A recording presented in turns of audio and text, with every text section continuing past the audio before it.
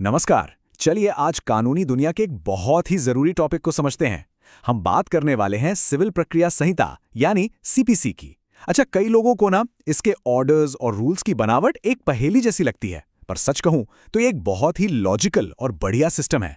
तो तैयार हैं? चलिए इस पहेली को मिलकर सुलझाते हैं। तो सबसे पहला और बड़ा सवाल यही उठता है कि जो सिविल मामले होते हैं, जो दीवानी मुकदमे होते हैं, उनकी पूरी प्रक्रिया को आखिर ऑर्गेनाइज कैसे किया जाता है। मतलब जब दो लोगों में कोई विवाद हो तो कोर्ट किस रास्ते पर चलेगा। एक सिस्टम तो चाहिए ना, वरना तो सब गड़बड़ हो जाएगा। हर कदम सही तरीके से उठाना जरूरी है। और इसी सवाल का जवाब है सिविल प्रक्रिया संहिता, जिसे हम सब शॉर्ट में सीपीसी कहते हैं। आप इसे एक तरह से वो रूल बुक मान सकते हैं जो इंडिया में होने वाली सभी सिविल कानूनी कार्यवाहियों को एक सिस्टम देती है, एक व्यवस्था देती है। असल में यही वो ढांचा है जिस पर हमारा पूरा सिविल जस्टिस सिस्टम खड़ा है। चलिए अब जरा इसमें और गहराई से उतरते हैं। सीपीसी को ना किसी डरावने कानूनी डॉक्यूमेंट की तरह नहीं देखते। चलिए इसे एक बड़ी अच्छी तरह से ऑर्गेनाइज की हुई किताब की तरह सोचते हैं। हाँ, एक किताब जिसमें हर तरह की सिविल कार्यवाही के लिए इंस्ट्रक्शंस दिए गए हैं। तो अगर सीपीसी एक किताब है तो इसका कंटेंट पेज या पहला लेवल है आदेश या ऑर्डर्स। ये इस किताब के मेन चैप्टर्स हैं, इसके अध्याय हैं। बिल्कुल वैसे ही जैसे किसी किताब में अलग अलग टॉपिक्स पर अलग अलग चैप्टर्स होते हैं, सीपीसी में भी आदेश प्रक्रिया के अलग अलग स्टेज या टॉपिक्स को बांट देते हैं। तो फिर ये आदेश है क्या? आसान भाषा में कहें तो ये सिविल प्रक्रिया के अंदर का एक बड़ा टॉपिक या डिवीजन है। ये एक चैप्टर की तरह काम करता है जो एक जैसी प्रक्रियाओं को एक साथ ग्रुप कर देता है। ये हमें बस टॉपिक की एक हेडलाइन दे देता है कि देखो, इस चैप्टर में हम इस बारे में बात करेंगे। और जैसा मैंने कहा था, ये कोई छोटी मोटी किताब नहीं है। सीपीसी में कुल 51 आदेश हैं। 51 मतलब ये कि पूरी सिविल प्रक्रिया को 51 अलग अलग चैप्टर्स या टॉपिक्स में बांटा गया है। इससे आप अंदाजा लगा सकते हैं कि ये कितना बड़ा और डिटेल्ड है। चलिए कुछ उदाहरण देखते हैं। जैसे ऑर्डर 1 ये बताता है कि किसी मुकदमे में पार्टी कौन कौन हो सकता है। या फिर ऑर्डर 6 ये प्लीडिंग्स के बारे में है, मतलब कि जो दावे और जवाब लिखे जाते हैं वो कैसे लिखे जाएं। और एक बहुत जरूरी ऑर्डर 21 ये बताता है कि कोर्ट का फैसला आने के बाद उसे लागू कैसे करवाया जाएगा, यानी एग्जीक्यूशन की प्रक्रिया। ठीक है, तो आदेश ने हमें बता दिया कि क्या करना है, मतलब चैप्टर का टॉपिक क्या है। लेकिन अब सवाल यह है कि उसे कैसे करना है।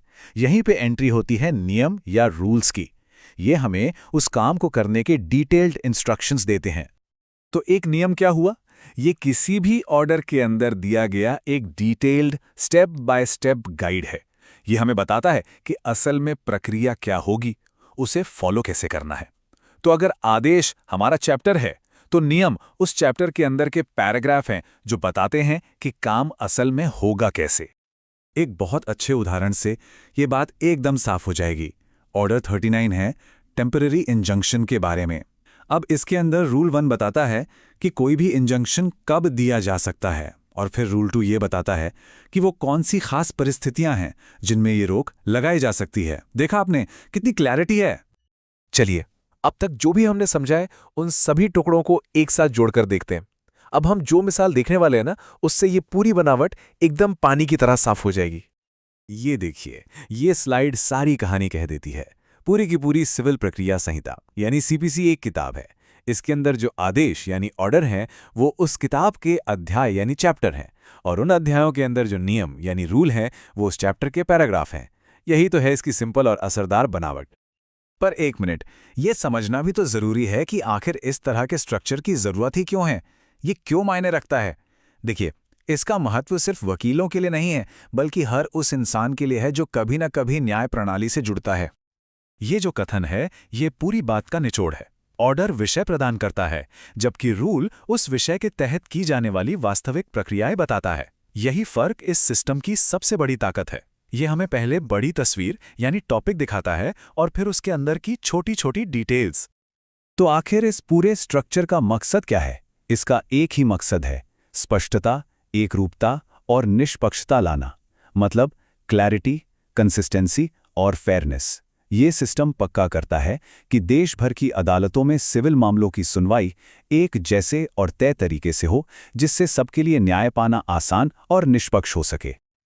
और जाते जाते एक सवाल छोड़ जाता हूं। जरा सोचिए, अगर ये इतना क्लियर स्ट्रक्चर नहीं होता, जहां हर प्रक्रिया को चैप्टर्स और पैराग्राफ की तरह नहीं लिखा गया होता, तो न्याय पाना कितना कंफ्यूजिंग और मुश्किल हो जाता। असल में ये संरचना ही है जो न्याय के रास्ते को थोड़ा आसान और समझने लायक बनाती है।